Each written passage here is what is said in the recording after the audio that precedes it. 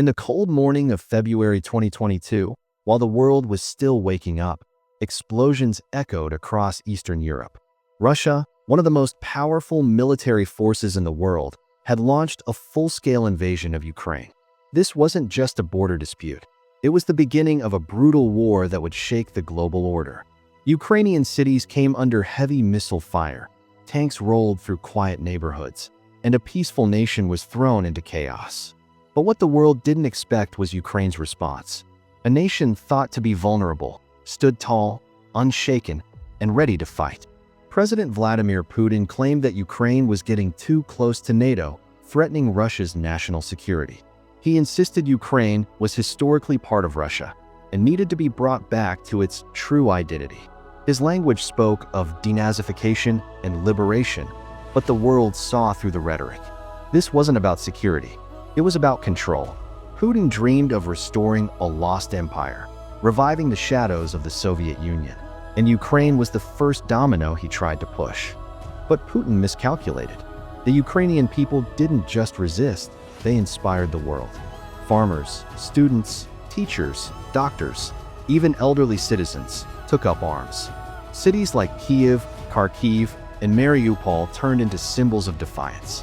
Despite overwhelming odds, Ukrainians fought back with courage, unity, and unbreakable spirit. The capital city, Kyiv, a primary target, never fell. What was supposed to be a quick victory for Russia became a drawn-out struggle that exposed the true strength of a nation fighting for its very survival. The invasion triggered a massive global response.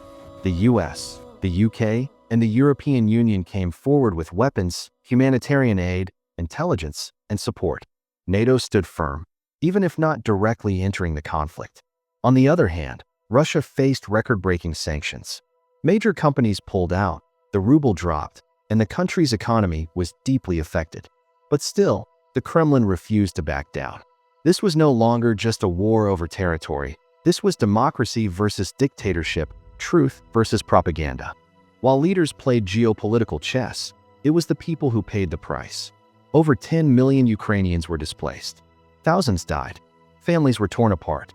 Schools turned to rubble, and the laughter of children was replaced by sirens and silence. This war didn't just destroy buildings, it shattered dreams. And yet, through the smoke and loss, the Ukrainian people held on to something more powerful than any missile: hope. A belief that someday, peace would return and their land would rise again. Now, in 2025, the war still lingers. Some battles continue, some areas remain unstable. Talks have come and gone, but no lasting peace has been secured. Still, one truth has become clear: you can occupy land, but not break the will of a free people. Ukraine has not only defended its soil, but awakened the conscience of the world.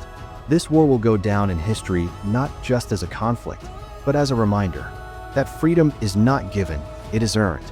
And Ukraine, against all odds, stood up, not just for itself, but for the spirit of freedom everywhere.